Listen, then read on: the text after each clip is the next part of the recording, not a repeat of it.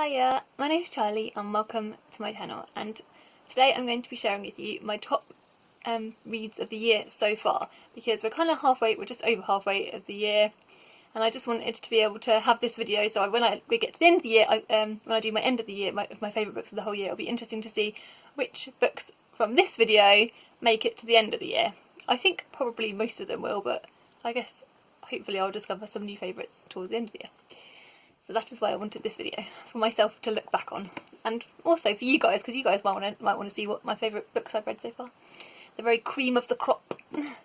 The first, in at number 10, I've got a kind of a joint spot, because you know what I'm like. I've got The Hound of the Baskervilles and She Called Me Woman, so I'll talk about this one first. I have spoken about all of these in previous videos, so if you're not new to my channel, you'll probably be sick of me talking about most of these. There are a few new ones, but still. So this is She Called Me Woman, and I heard about this from Karl Anderson's channel, which I'll link below. I think he put it in a book haul. And this is basically a non-fiction about, obviously, Nigeria's queer women speak. And in Nigeria, I think, as far as I'm aware, currently, as we speak, it's against the law to be out and out as a queer woman. It's very frowned upon. Like I said, these women can get into serious trouble. So these are stories from I think it's 25 first-hand accounts from these women that are living in Nigeria, and also it does include some non-binary representation as well, which I find very, very important.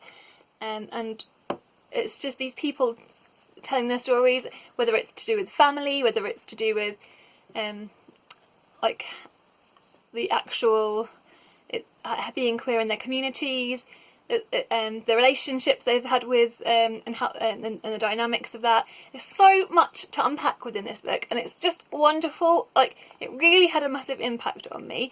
I think, aside from being in Nigeria, I think if you just take away that element, even, it's just such an important book because of how it talks about all that it talks about. So it's just so wonderful. I highly recommend it. I think everyone should try and pick it up if you can.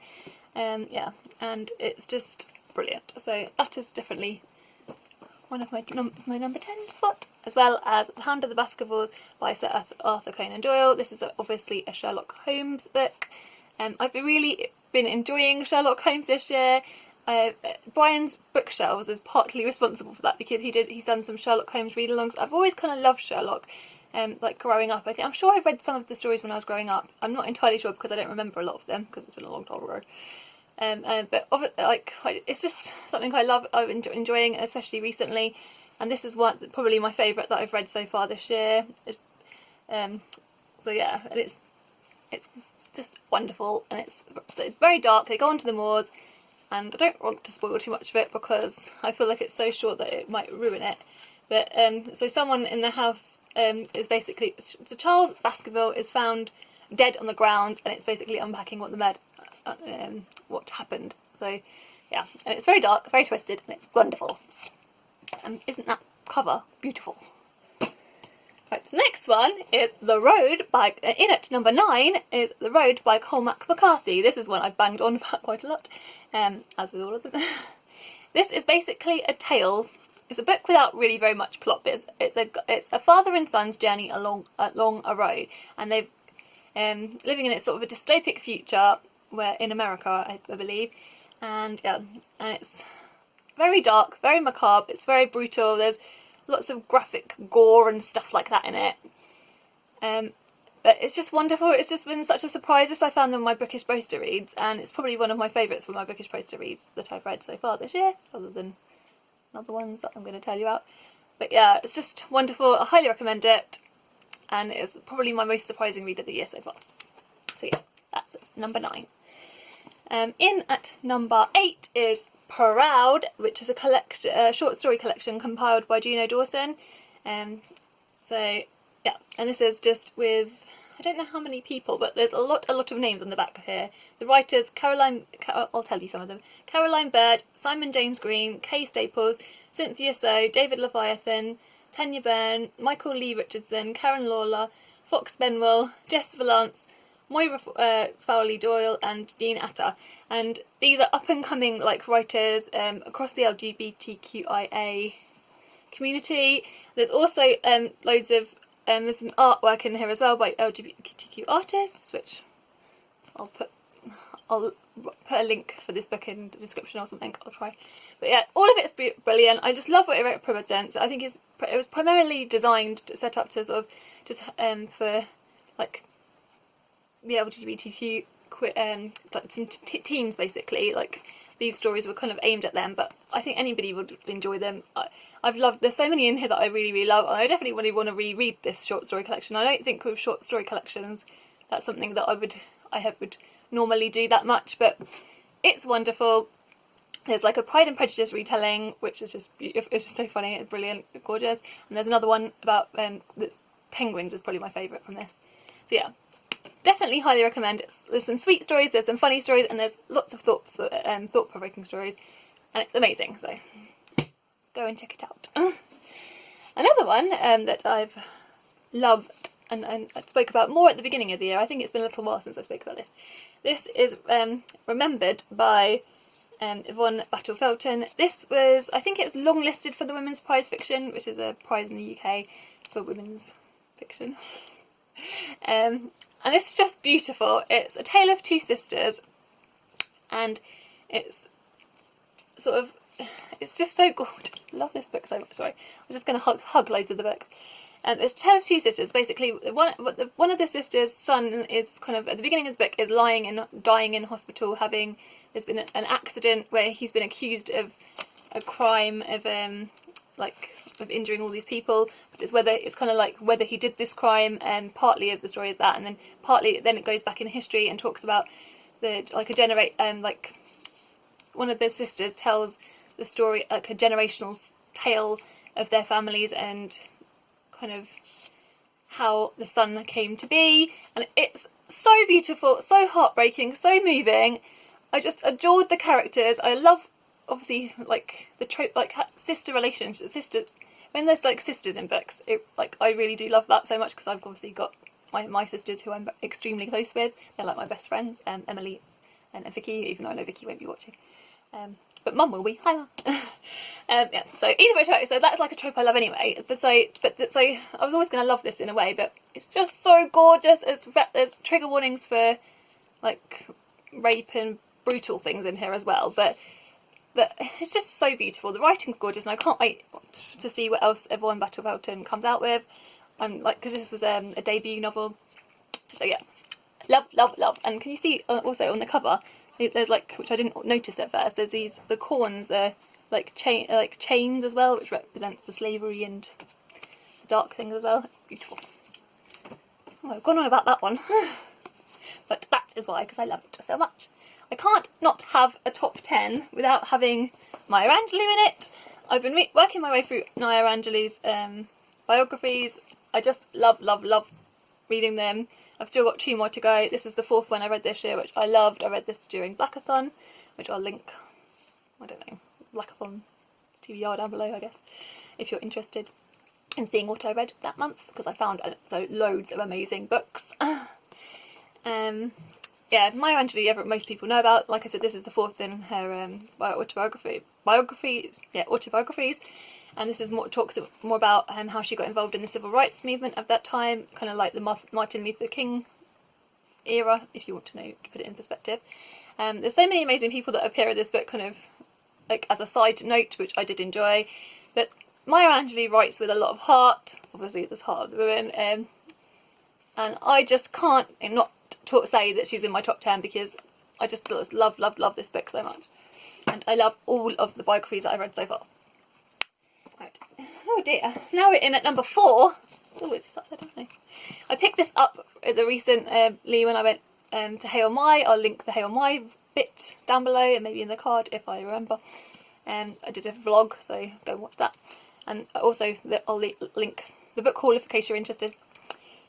And this is one I found. This is a poetry collection by Alice Walker. And Alice Walker is amazing. Like, I loved reading The Colour Purple this year, which also probably could have potentially made it onto this list, because that's a phenomenal book. I knew as soon as I'd read The Colour Purple that I wanted to pick up more from her. And as soon as I saw this in the poetry shop, I just grabbed it and loved it. And again, this addresses themes of race, not just race, just like sexuality, what it means to be a woman. There are loads and loads of historical figures that she talks about. Well, in her she talks about through verse and through poetry, important things. It's beautiful. It's wonderful. It's one I'm going to reread over and over and over again.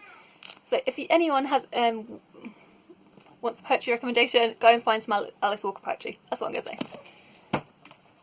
Now number 3. No, not number 3. I'm lying. This is number 4. Oh my God, sorry. Anyway, Animal Farm by George Orwell. Just literally finished reading this like a few days ago. This is very short. It's only a novella, so I don't even know if this counts, which bonus, yeah, for me. It's less than 100 pages. It's like less than even 80 pages. And this